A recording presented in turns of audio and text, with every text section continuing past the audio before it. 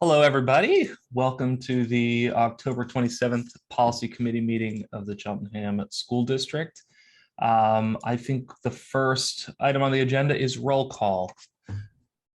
And Ms. Haywood, Present. Ms. Lohman, Present. and I'm present, Mr. Schultz, Dan Schultz. And then the next item on the agenda would be approval of the September meeting's minutes. I have a motion.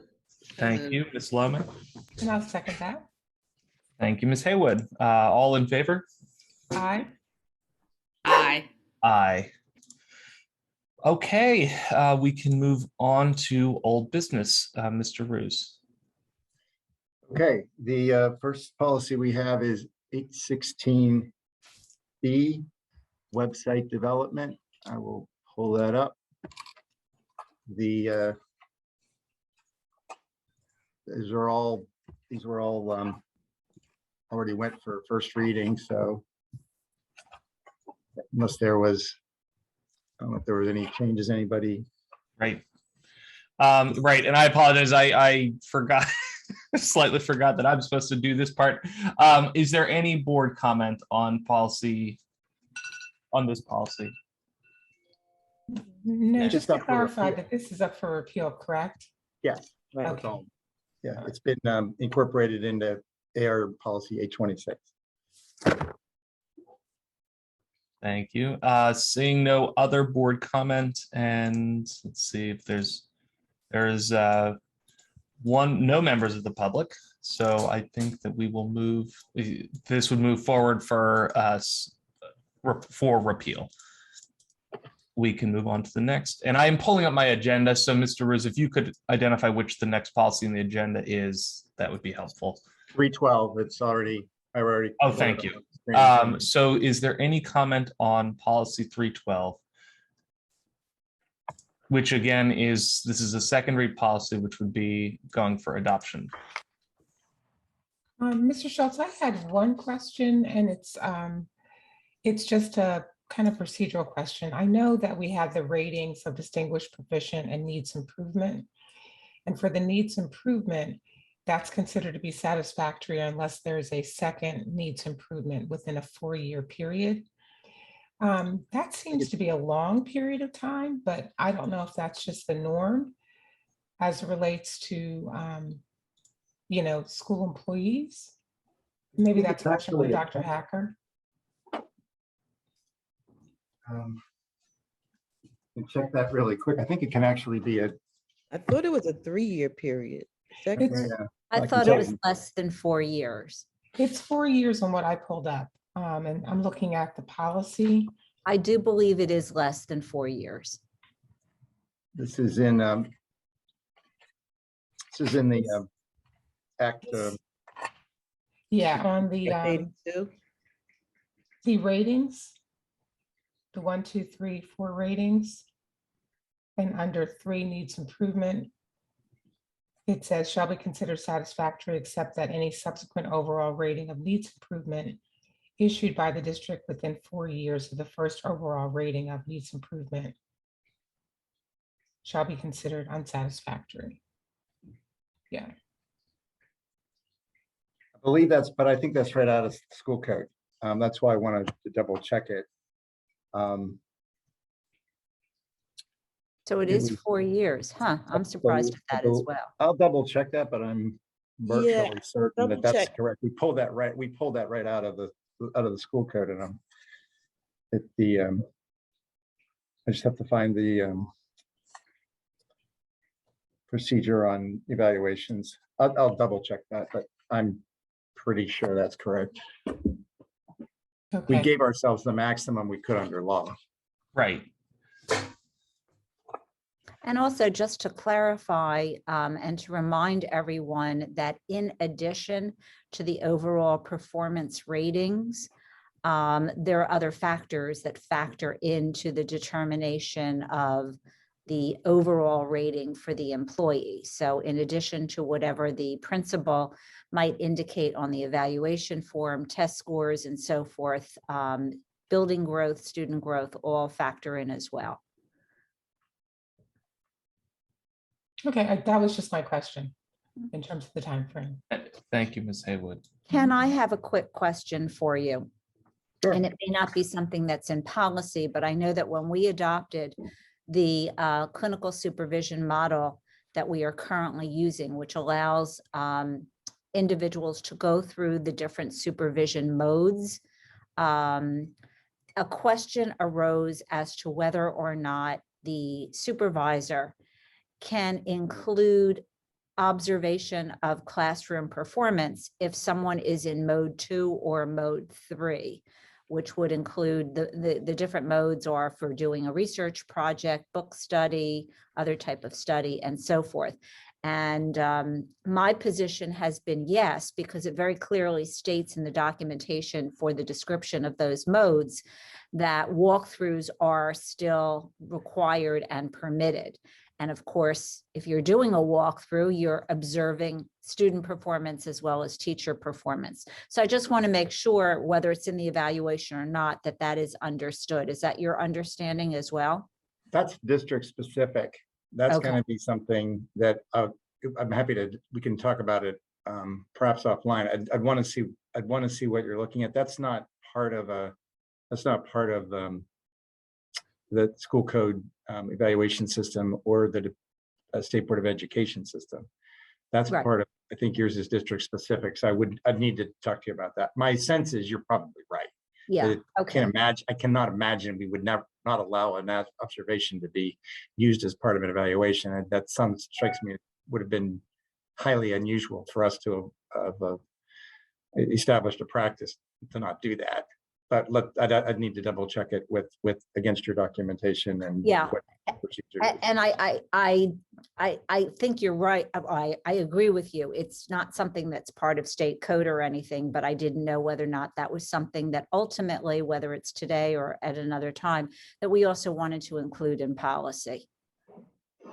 The answer is, well, I don't know about policy. We might want to include it in regulation, but policy wouldn't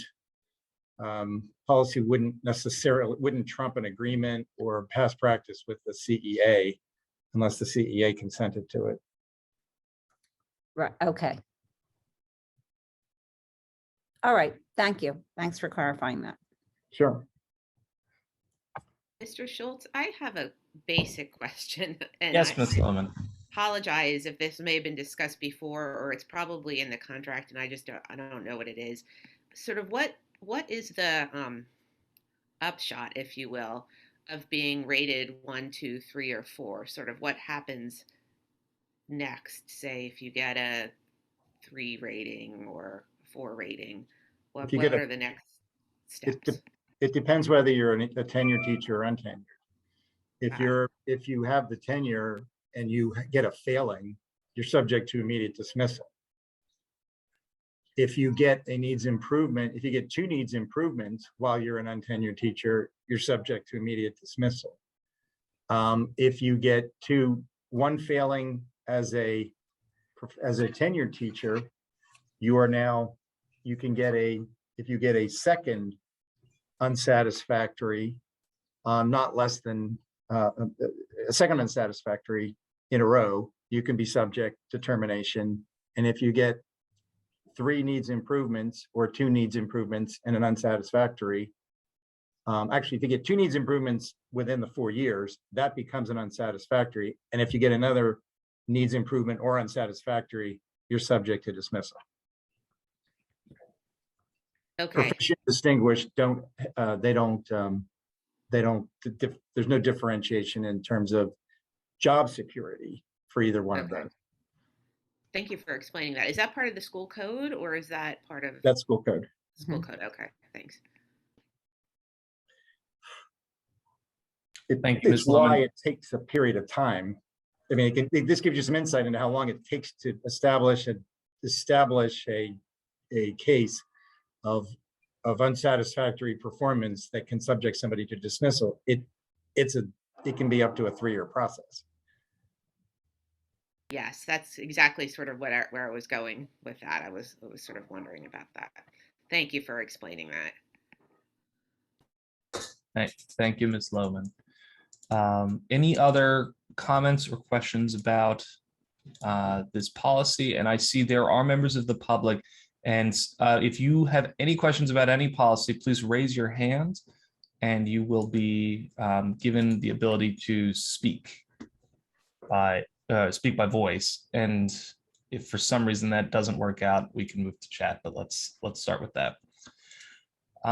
Sounds like this policy would move forward for approval.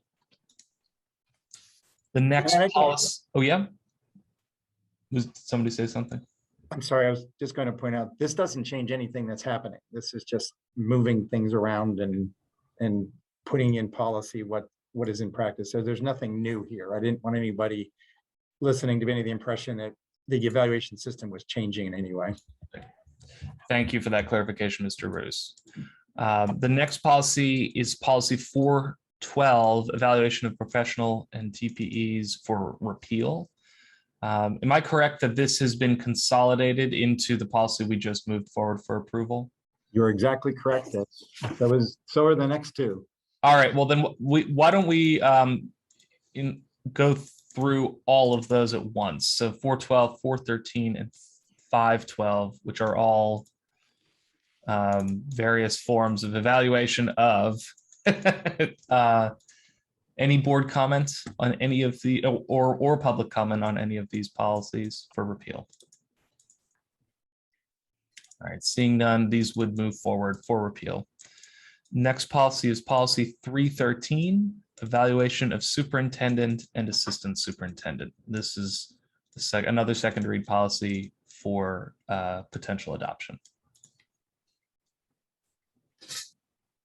Any board comment? So, Mr. Schultz, I had Yes, just Ms. Haywood. one question. I think we discussed this the last time we met, and I just can't remember where we landed. But clearly, one of the board's responsibilities is to, hire superintendent and evaluate the superintendent. We typically don't hire the assistant superintendent, and we haven't standardly evaluated the assistant superintendent except through feedback to the superintendent in terms of his or her supervisory responsibilities over the assistant superintendent. Nor have we generally set out objective performance measurements for the assistant superintendent. So I guess this is just a question. This would be a change in our current practice.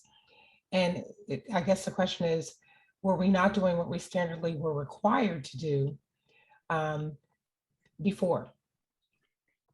You actually, the assistant superintendent's contract does have the requirement for objective performance standards, and that is required by school law.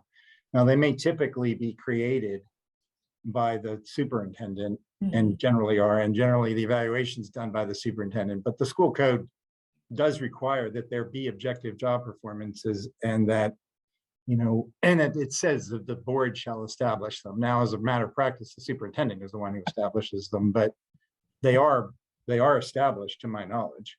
And I can address that as well, because Ed and I just actually had a conversation around this. Currently, the assistant superintendent's contract does have objective performance standards that were actually developed with its significant input from the board, and were put into her current contract, and were the result of several conversations between I believe it was Mr. Diazio, board members, and Dr. Marseille. As well as Dr. Smith and her attorney as well. Yeah, I do recall that. I couldn't recall how we had come up with those performance measurements. And, because we don't really directly evaluate the assistant superintendent. But that makes sense.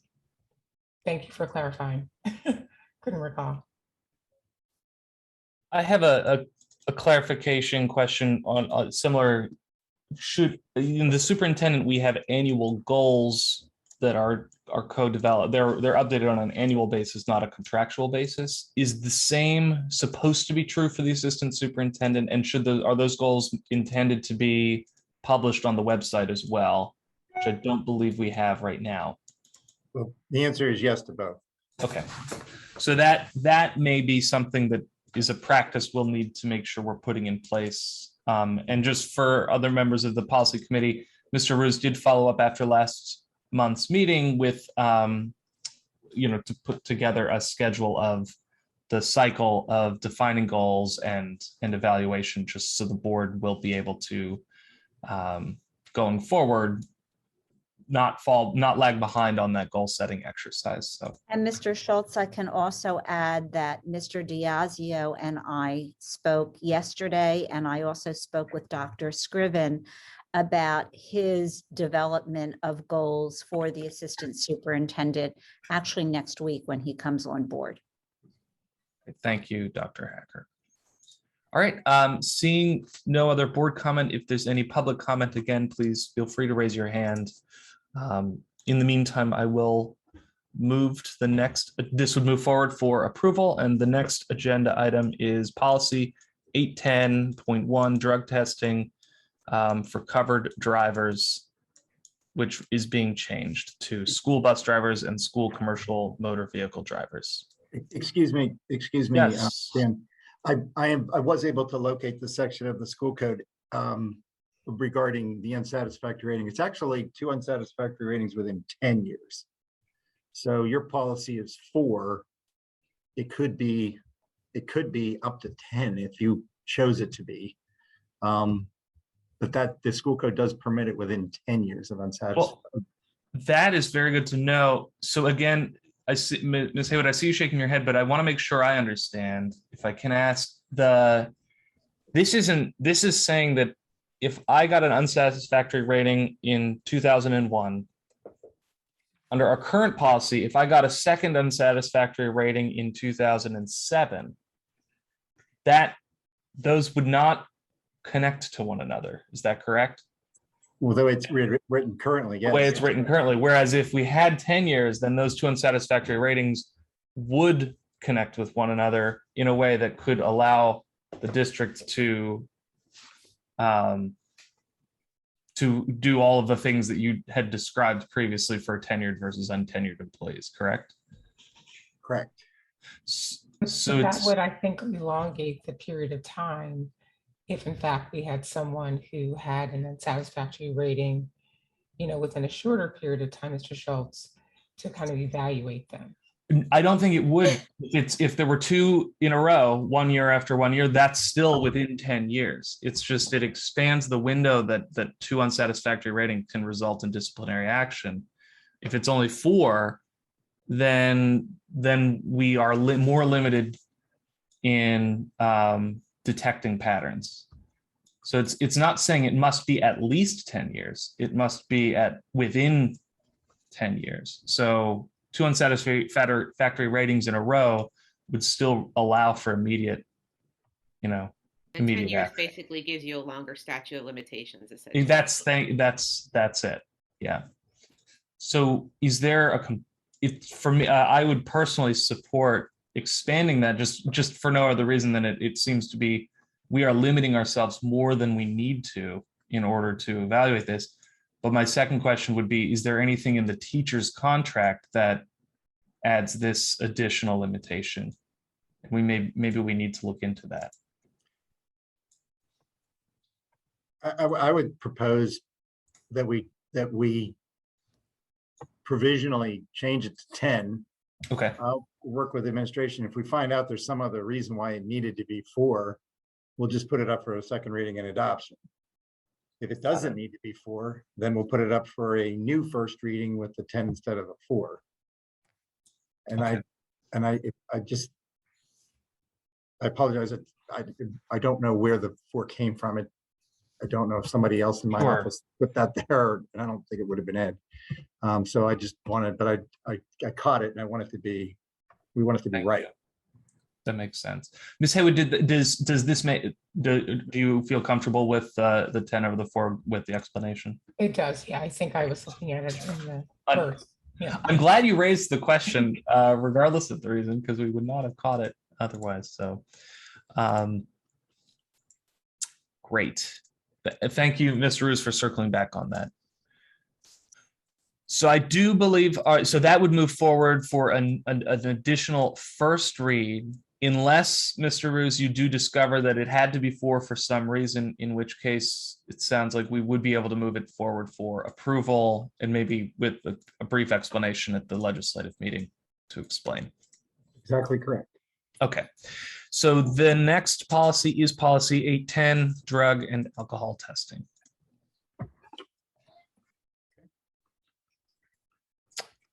Which again is we're in old business, so this would be moving forward for approval. Is there any board comment?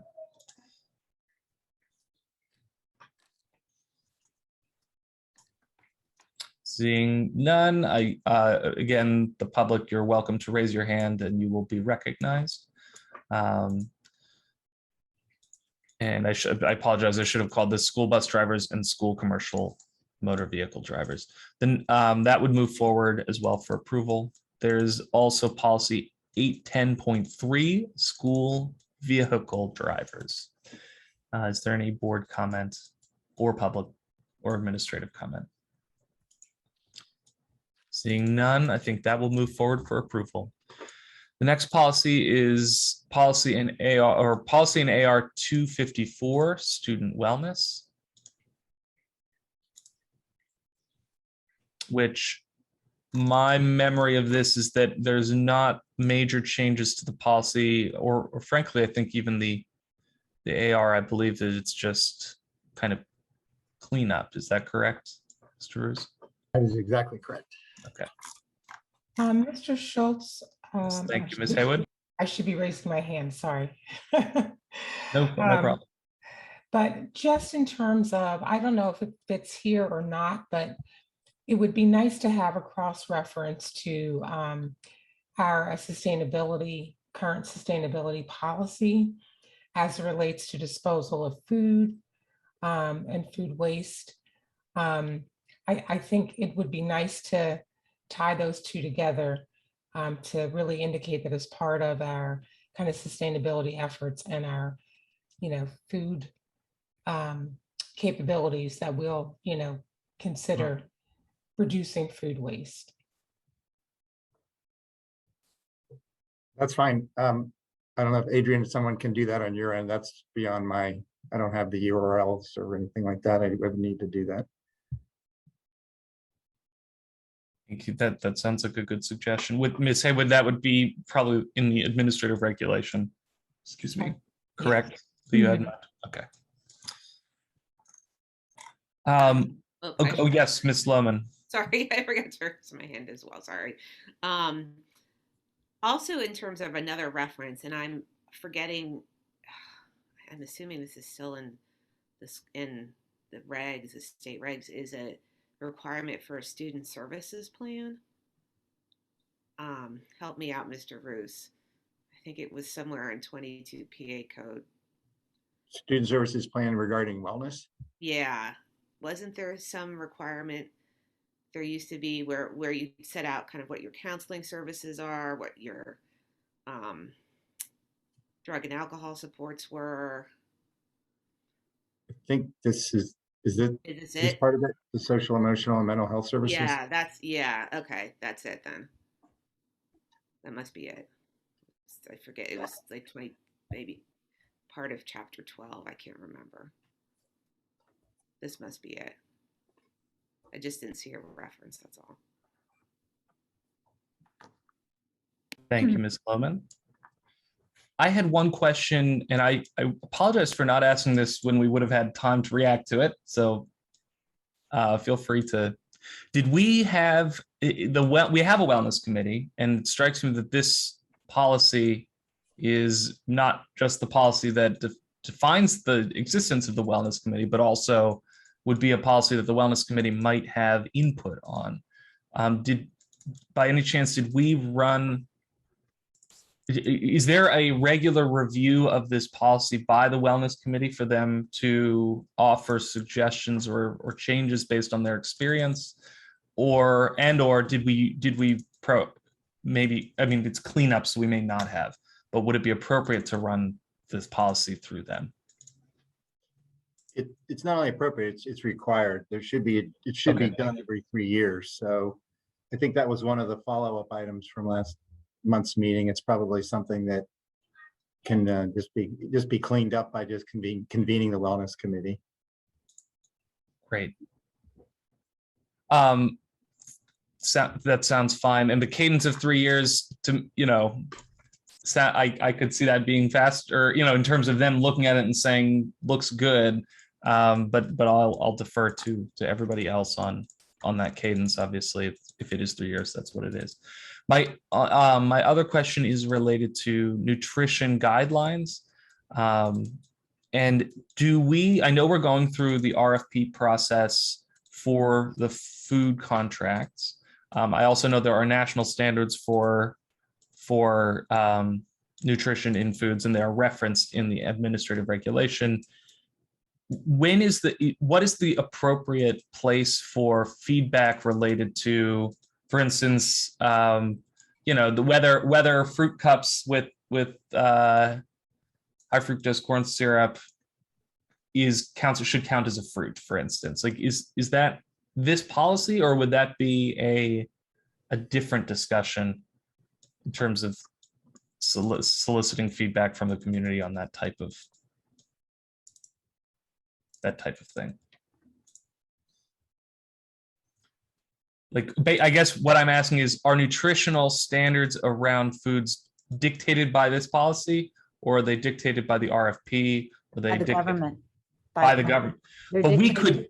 Yeah. Yeah. Oh, I'm sorry, Dr. Hacker, please go. No. I was just going to say they're dictated by the government. There are federal nutrition standards, and all of the food service companies that would be applying for the RFP must abide by those standards. Now, within that, I will tell you that there may be questions that arise from members of the community with respect to any of the food items that are put up for purchase. For example, I've heard parents who've been critical of the fact that ice cream is offered as a snack, for example. But anything that is offered must be within those federal guidelines and adhere to the nutrition standards that have been set forth. Now, that doesn't mean that there can't be public input or inquiry into what the items are. But again, one man's poison is another man's pleasure. So that, while some parents may say, we don't want ice cream being served, other parents may say it's the only thing my kid looks forward to at the end of lunch each day. So you have those kind of issues that typically take place.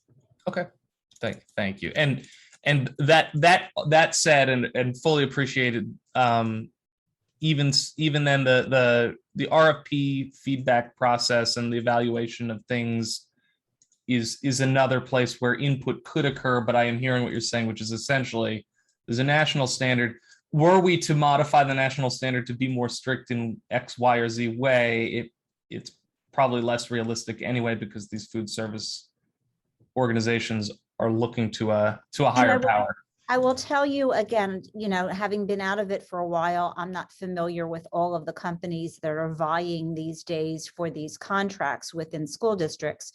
But for example, in my experience, I know the company that we used actually posted all of the nutritional requirements for any of the foods that they served. So they had an online system where any parent could go in, click on the items on the menu, and see things such as the nutritional content, the calorie information, carbs, sugars, and so forth, and could actually get that information for each food item that was being sold. That is something that can be incorporated into the RFP if the board were to decide we would like to have that information available to our families. Thank you very much, Dr. Hacker. That was my question. So it's been answered. Thank you very much. So this would move forward then for approval with basically the cleanup as the focus. The next policy is Policy and Administrative Regulation 236, Threat Assessment. Mr. Schultz, before we move on, Yes. I just had a quick question. So are we saying we'll bypass the wellness committee's review of this cleanup, or then wait for the next 3-year cycle for the wellness committee to kind of do a full-blown review? I would suggest you adopt these cleanups, but convene the wellness committee soon to do their triennial review. Let me see, I found it where it is. Yeah, at least once every 3 years, the district shall modify or update this policy as needed. And that there's wellness committee shall conduct an assessment of every 3 years. Let me see if I know this print's kind of small and I always forget Mr. Schultz's trick on how to make the screen bigger. But that's where it talks about the wellness committee needing to be convened every 3 years. So that if that hasn't been done, that should be done. But Thank there's you. no reason not to move forward with your cleanup in the meantime. Okay, thank you. That makes sense. To that other point, I know there was some conversation about incorporating feedback from the wellness committee in the upcoming food services RFP. I don't know the logistics of how often the committee meets, how big of a task it is to convene them, but it strikes me that if they haven't met yet, they could maybe do 2 things at once. The Ms. Lohman, I see you have comments in the chat. Are there any things that would you want to raise by voice? Or is it related to this policy or an upcoming one? It is related to this policy. I was just trying to figure out if this is kind of the policy that enables the creation of the student services plan under the reg, or is that something separate? I believe it's something separate, but I'll confirm that. I'll make sure that there's a policy that's in compliance. But I don't believe it's the wellness policy. I think there's a particular policy on Okay, that, but Thank I'll you. double check. thank you. Thank you. All right. And with that, I think this will move forward with the understanding that the Wellness Committee, when convened, can take another look and we can always revisit. The next policy is policy in AR 236, threat assessment. And this is a new policy that would be up for adoption.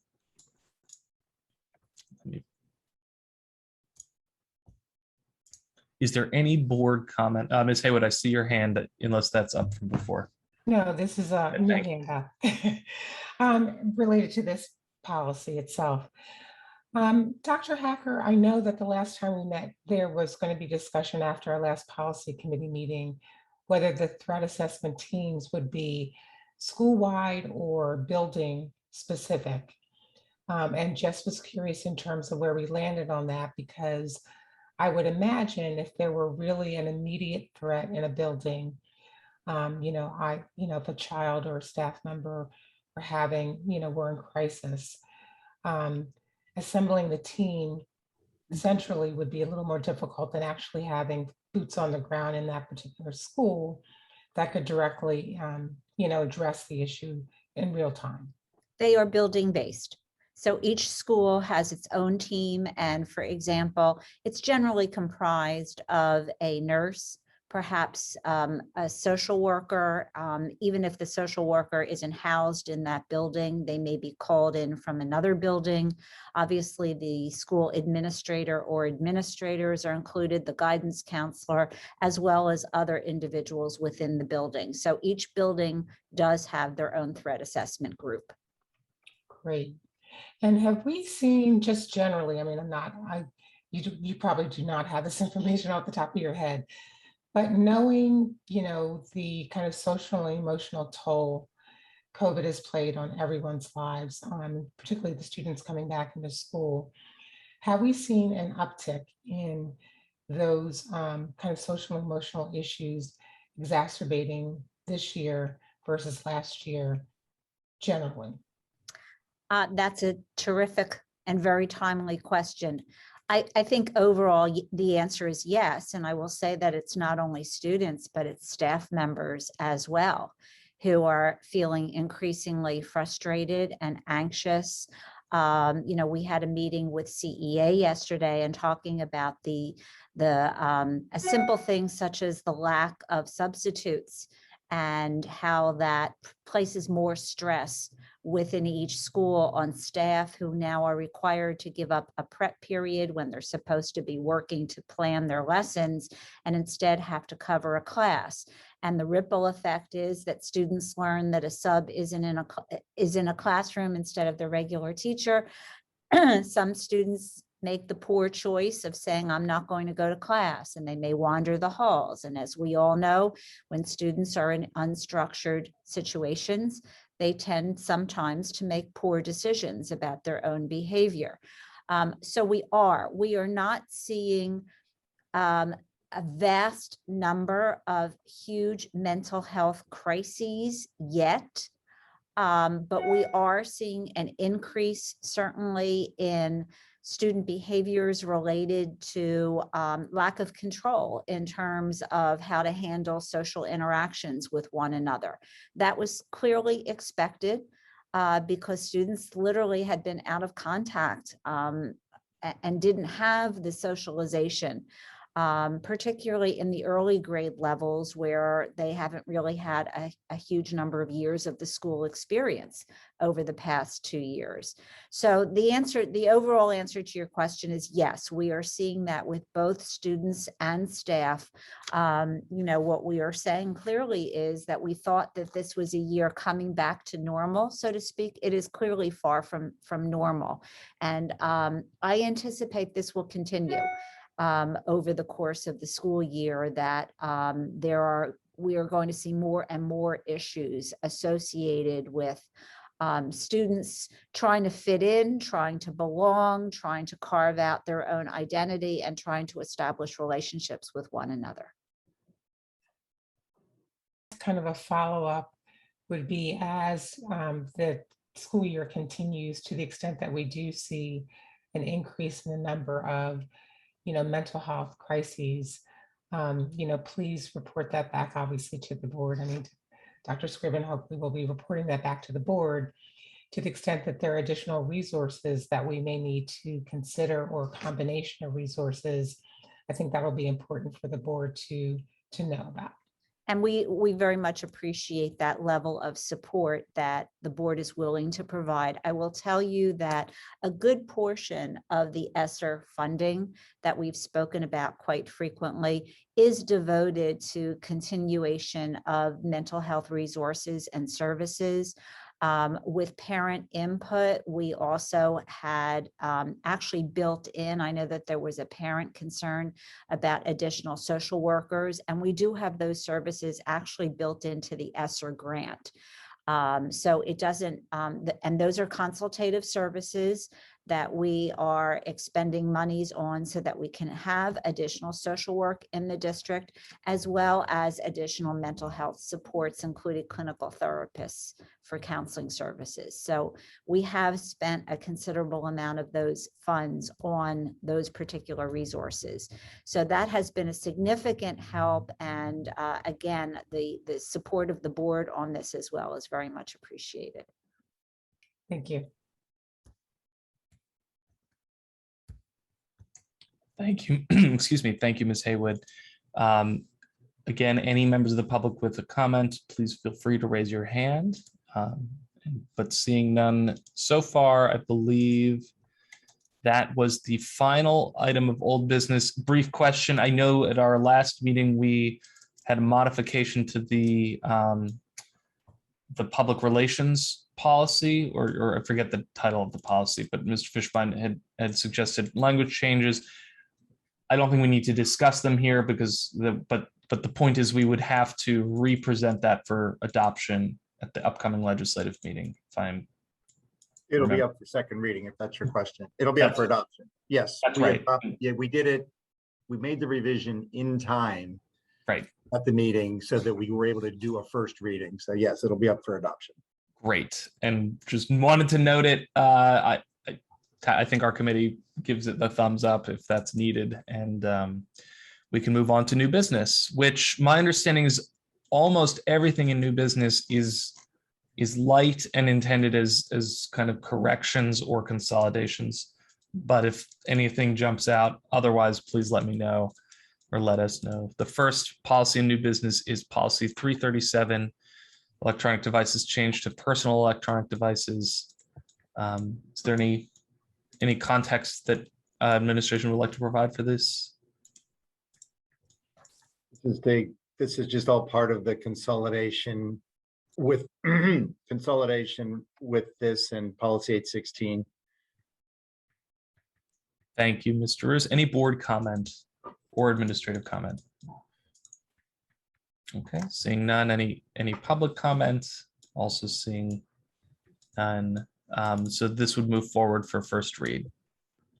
The next are policies 437, 537, electronic devices, which are for repeal. Any Yeah, board that's- comment? Yeah, these have been consolidated into 337. Yeah.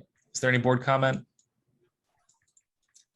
And I will de facto ask for public comment for the next couple ones because they're so fast. If your hand is raised, I will acknowledge you. Seeing none, I think this would also move forward for first read repeal. The next policy is 330, 430, and 530, also for repeal. Mr. Roos, have these been consolidated into 337 as well? Yeah, the information is contained in policy 860 or in maintaining appropriate boundaries with students. And we no longer need these policies. Okay, thank you. Any board comments? Seeing none, this would move forward for first read. The next policy is policy 304, employee resignations. As you can see, it's just cleanup. Yep. Any board comment? All right, this would move forward. The next policy is 404 and 504, employee resignations for repeal, which I assume have been consolidated into 304. No board comment. The next is policy 350, reporting arrests and convictions, which is being changed to educator misconduct. Any board comment, or is this before board comment? Is this? I know there's a lot of green on this, but this is still just a these aren't new. Is any of this new, or is it all just being put into the same place? This is essentially new, Okay. and I think it's.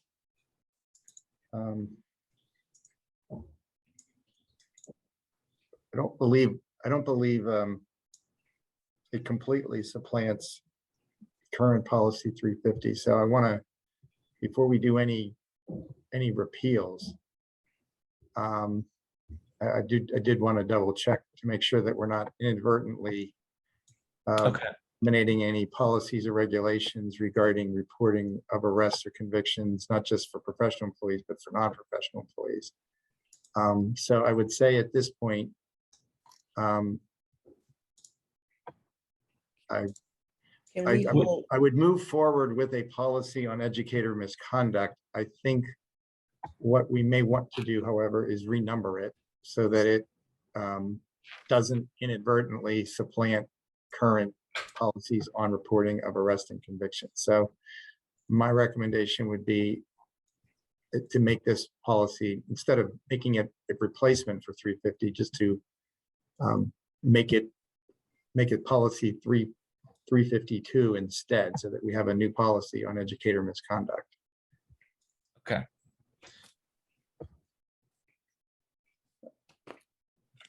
And would there need to be any revision at all to 350 other than consolidating it?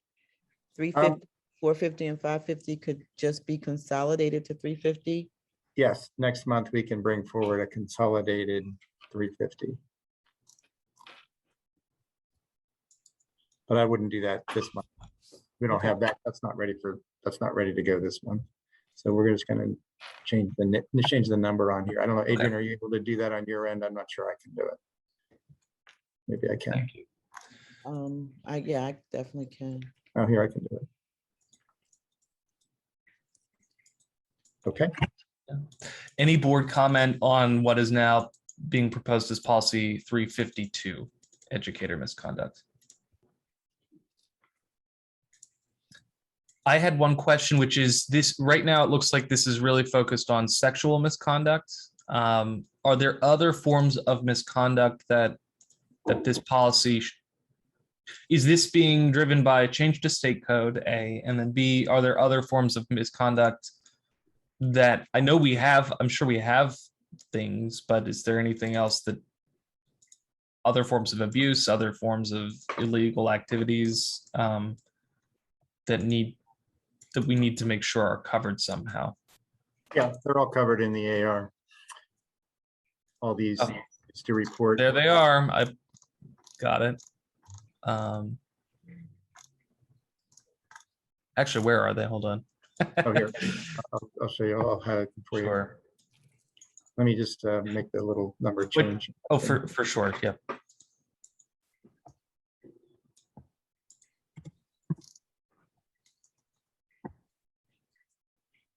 Here we go. Duty to report. Anybody who's been provided with a notice of intent not to renew for any reason, arrest, allegations of sexual misconduct, reasonable cause to suspect physical injury, resigned or retired after we've gotten notification of alleged misconduct, subject of a report filed under the Child Protective Services Law, those kind of things. These are all Okay. required by state law. Okay. Cool. That makes sense. And I'm now also realizing that the vast majority of the policy is just definitions. The actual policy itself is quite short. So thank you for the clarification. All right. I think this would then under 352 would be moved forward for first read. And we will next month have the cleanup and consolidation of 450 and 550. So we'll skip that, or 450 and 550 is no longer on the agenda for repeal. Is that correct? Correct. For this month. Okay. So then the next item is policies 358, 458, 558. Are those also no longer for repeal? I would like to hold off on repealing them, Ken, as well. Agreed. Great. Then our last two items are related to policy 361 crowdfunding, which looks like is a consolidation and cleanup. Correct. Exercise. That's a pretty, yeah. Any board comments? Seeing none, then I'll wait for it to show up. Oh, Ms. Haywood. Yeah, I had, so when there's a reference to possibly conditionally approving crowdfunding. Under what circumstances would we conditionally approve crowdfunding? Because kind of once it starts and it's difficult to kind of stop it. So I didn't know, what we were looking at in terms of circumstances where we have conditionally approved crowdfunding or would approve crowdfunding. And that's in the AR. Yeah, I don't. Full paragraph. I don't know if Dr. Hacker or anyone wants to speculate on when this could be. There was several years ago, there was a spate of like rogue crowdfunding by district employees in many, many districts, even in districts were completely unaware of it. So this became a pretty standard policy. I apologize for the noise in the background. They're renovating the third floor of my building. So this was determined, and said, look, we're not saying we'd never approve it. I don't know if anybody's actually come forward with something. I mean, I could see a student organization maybe perhaps, but I mean, the teachers were using crowdfunding to raise like money for school supplies. Yeah. So it's very possible that when people come forward and say, I want to use crowdfunding to do something, the district finds other ways to meet their needs. But I'm talking districts in general. I don't know what the circumstances have been in Cheltenham. I would say the same thing. And I would say in my experience, anytime that teachers have brought forth any type of desire to engage in this sort of thing, we generally turn, if it's not in the district budget, for example, to the parent-teacher groups and say, would you be able to fund this for us? So I'm not really aware of any other specific examples where teachers have been allowed to engage in this. I would say it's very rare. And so I guess the question would be, would it be better to say that we would either approve or deny the request for crowdfunding versus conditionally approving it? Unless under those circumstances, Dr. Hacker and Mr. Roosh are talking about something that gets started and then it gets funded through either the regular budgetary process or through another community organization. So we might approve it for a period of time and then basically say you no longer have to do the crowdfunding. I just am trying to get my head around what's conditional approval. Conditional approval is approval. I mean, somebody says, I want to do this, and they submit a proposal, and the district says, okay, we will approve it with the following conditions. It will only go on for a year. You will only solicit this group of people. It's different than a provisional approval. A provisional approval is when we say, okay, we're going to approve it pending some further final review. A conditional approval is simply, it's the same thing you have with, like, in land development, where you submit your plan to build put lights on a football field, and the township comes back and says, okay, well, you can only do lights from 6 till 10 on a Friday night, that kind of thing. That's what conditional approval means in this context. Yeah, there's clearly approval language in here. I guess my only question is it suggests that the request, the proposal needs to be submitted to the assistant superintendent, and I don't know why that would be as opposed to the superintendent. That would be my only question. That was just the decision that was made back in whatever year that was that we did this. It can be whoever you want. It can be the superintendent or designee for that matter. No, 2017. It can be the superintendent or designee. That would be the language that I would recommend. I would personally support that modification. Okay, so we'll make that change.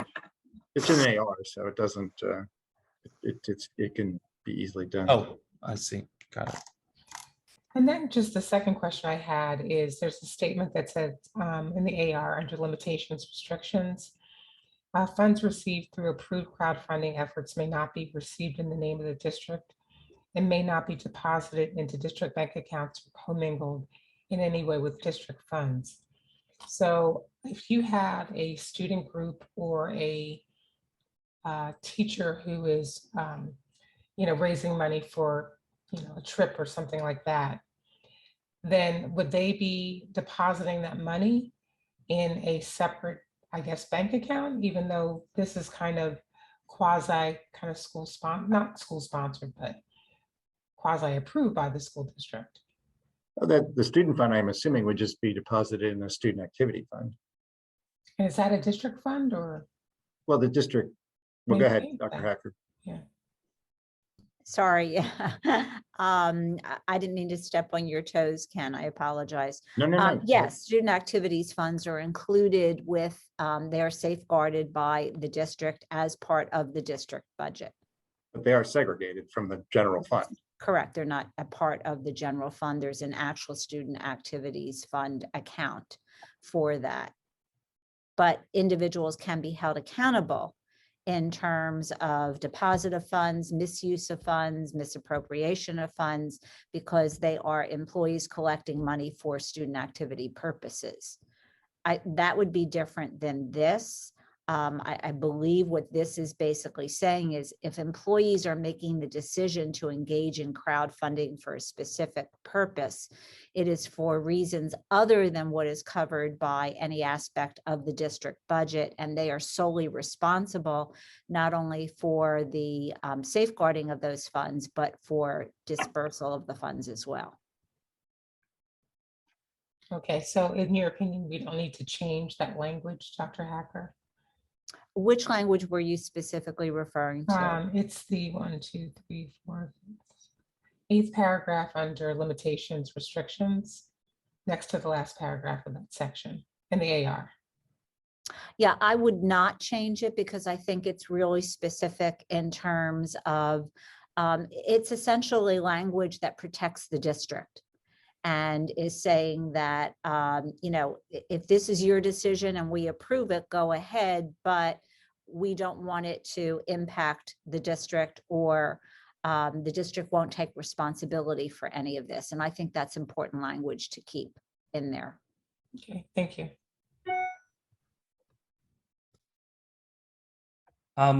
What would happen if the district approved a crowdfunding effort? And then the funds were misused by the faculty member. Is the district, I mean, given that the district approved it, do we have any form of liability for that circumstance?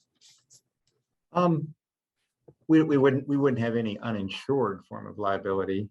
What would happen is that the employee would be, probably referred to law enforcement, because that's a crime. They would also be, disciplined. And as far as, exposure, the district, yes, I think it's probably foreseeable that the district would, get sued if somebody sustained a loss over this. The district district doesn't have insurance, does have a high deductible for that insurance as well. This is one of the reasons why we want to make sure that we approve every single thing. And we would presumably, once we approved it, one of the conditions of approval would be periodically the person disclosing the information about whatever in the account. Great, thank you. This is probably one reason why this policy so rarely ever gets actually used. Right. That makes sense. All right, I think that was it for our agenda, unless there are any other questions from either the board, the public, or administrative team. This would move forward for first read, and that is the end of the agenda. There is a question. Yes. Oh, is there a question in chat? Thank you. Hold on. From one of the attendees. They have their hand raised. I'm sorry. Liza Davidson. Yes. I wonder, I know I said that you'd be able to talk. I just realized I might not have the ability to give you the ability to talk. Mr. Schultz, when I transferred host duties, I did not do co-host. So Mr. Roos actually controls that right now. Okay, Mr. Roos, you up for the challenge? No, I will be transferring hosting duties back. The minute I figure out how to do it. That's fine. That's great. And Ms. Lohman did let me know. Oh, she's saying in chat she has to unfortunately hop off. Thank you for attending. All right. Now, how do I transfer hosting duties? I believe you click on participants. Mouse over Zoom room, and some blue buttons should pop up. One that says more.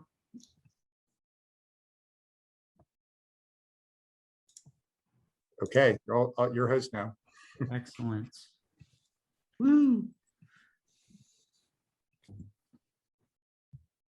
Okay, Ms. Davidson, you're a go. All right, welcome to the panel.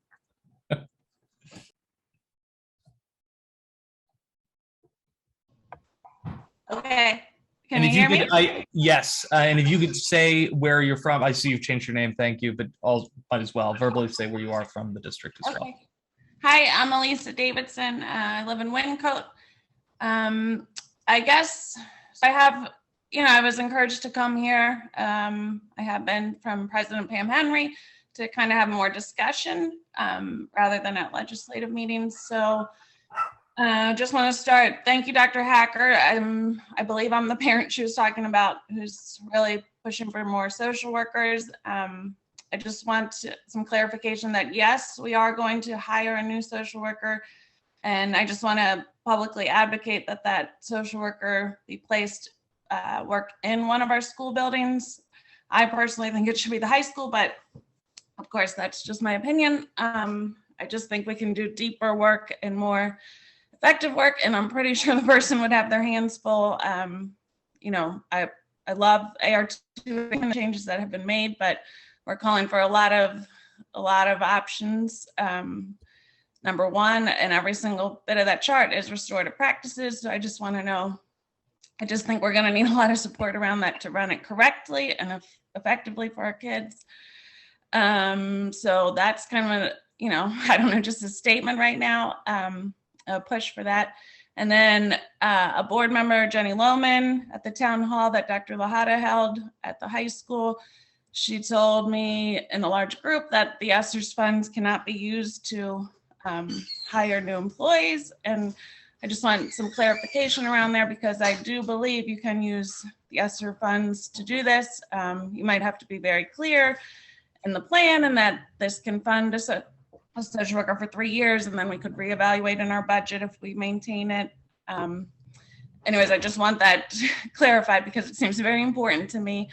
And I see lots of school districts around our country using their ESSER's funds to put in new social workers, new mental health workers. So I'd like, an answer on that, because board member Lohman said that that was not the truth. I can clarify that for you, Elisa. Thank you. So the answer to the second portion of what you talked about is it's not that districts cannot use the funds to hire new personnel, but traditionally the practice is not to use grant funds which expire for that purpose, because while the grant funds can be used to cover salary and benefits, for example, once they expire, it becomes obviously another item within the district budget.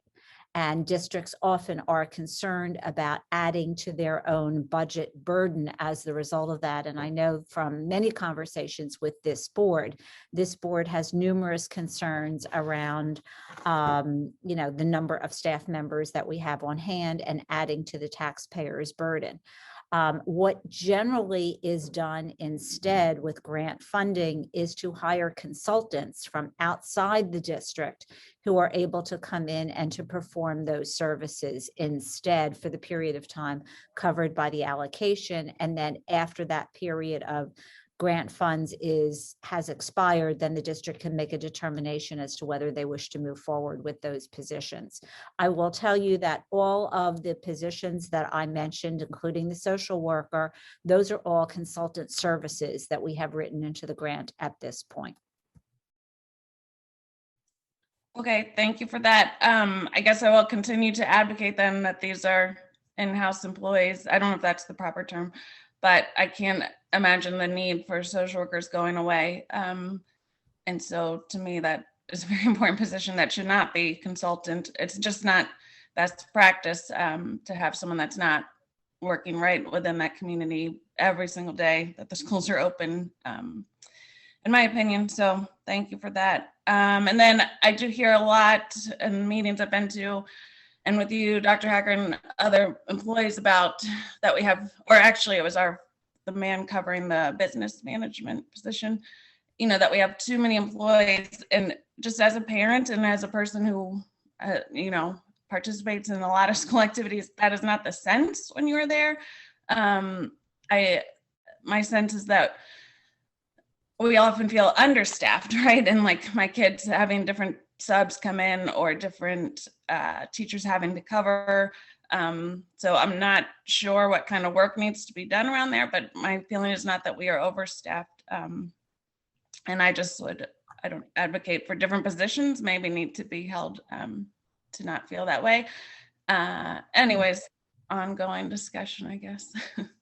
Elisa, let me just respond to what you said, because I think they're two different issues. Mr. Linderman, who is the interim business administrator, actually presented me yesterday with some data around our staffing numbers. And I think what you are referring to in the first part of your statement really is statistically for a district our size with the number of students that we have, in comparison with other districts that are similarly sized, the number of both professional and support staff that we have on board is significantly higher than it is with other districts that are similarly sized to Cheltenham. And the fact that our student population has also decreased over time. I think looking back, what he showed me was about an 8-year period of time. We've actually lost 400 students, and yet the number of staff has remained the same. So I think he's looking at it statistically from a data perspective in terms of, like I said, those comparative numbers. So from a financial perspective, obviously, when you're losing students, you would think that through attrition, when you're also losing staff, that there might be an effort not to rehire staff to replace those positions, that instead you might consolidate, particularly at the elementary school level. And that has not occurred. So I think that's what he was referring to. The second part of what you were talking about is really a different issue. When staff aren't coming to work, either because of illness or other reasons, and we need substitutes desperately to replace them, that's a different issue. It's not that we don't have enough staff hired as employees in the district. It's that on any given day, particularly in the high school, there may be between 20 or 30 of those professional staff members who are not physically present in the building. So it's not that we don't have the numbers, but if they're not coming to work, it creates an enormous issue around trying to fill those positions with a substitute pool that is simply not available these days. Right. Okay. Thank you for that clarification. And then when he does these comparisons to other school districts, is he careful that it's not just the size, it's the racial makeup, how many special education students we have? Does he compare to? In that way, do we match up? So these are not statistical analyses that he's doing. It's actually through a company that does these statistical analyses, and it incorporates all of those different features. It looks at the percentage of our population that has been identified as special ed. So yes, we have the ability to actually drill down and look at all of those factors and circumstances as well. Okay, and my point I'm bringing up the racial makeup is, to me, the historic systemic problems of our country only justify to me more spending in a school district like ours that has majority Black because of the damage that has been done over the years. So I see it as a positive thing, and I only want more funding for it. But anyways, thank you for your time. And Ms. Davidson, I'll just say that the budgeting process is going to be the right time to bring these points. I mean, you've brought it here, which is great. But the finance committee and the budgeting process, which is a multi-month process, you'll have many opportunities to continue this advocacy throughout the budgeting process. So thank you for raising it here, and stay tuned as we start to dive into those cycles. All right, thank you. Thank you very much. All right. And Yes, I just wanted to make one comment, if you don't mind, and Yes. that is, I know Jenny went off, but I just wanted to thank Jenny and to thank Julie as well. This will probably be one of my last meetings, if not the last meeting. I know I'll probably see you at the end of the week, Dan, but my time is obviously coming to an end here in Cheltenham. And I just wanted to thank all of you and Ken as well for allowing me to not only be a part of these meetings, but to be a part of the fabric of the Cheltenham School District community, and to help you and provide my input in terms of crafting these policies and approval of these policies. So thank you all very much. It's been a pleasure.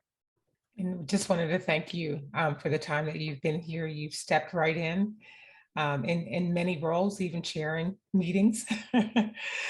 So really appreciate that, and really have offered a lot of really great insight and food for thought going forward. So thank you very much. We totally appreciate you being here. Thanks, Julie. You're welcome. And I'm now, this is my last public meeting with you though, Dr. Hacker. So I will just chime in with the thanks. And I'm realizing we were remiss in our new meeting format to recognize that fact. I think we all probably lost sight of the fact that you wouldn't be here for the legislative meeting in November, but for this legislative meeting, I'd make the same comment, which is that it has been a true pleasure working with you. And the phrase masterclass in superintendency has been uttered by multiple people about your time on in Cheltenham. So just thank you for all you've brought to the table. And I look Thanks forward very to much. chatting again on Friday. Yep, thank you, Dan. All right. I I'm sure sum up? Jenny would say similar things. Oh, yeah. So I will double check on that policy 312 with the 4 years versus 10 years. Assuming it's 10 years is fine, we'll move forward with a new first reading. The policy, I'll double check the policy to make sure there's a student services plan the one required under PA code that is in a policy somewhere. Adrian, you're going to take care of making sure the cross-reference to the sustainability policy is embedded into the AR for wellness. Administration is also going to follow up on the triennial assessment for the wellness committee. We will consolidate 350, 450, 550 and 358, 458, 558 for the next meeting, and all of the other changes have already been made. Right. Sounds like an accurate summary. Thank you, Mr. Bruce. Sure. Thank And you. with that, I think we are ready for a motion to adjourn. Move to adjourn. All right. I don't know if I second it or not, but sure. And all in favor? Aye. All right. Aye. Thank you, everybody. Everybody.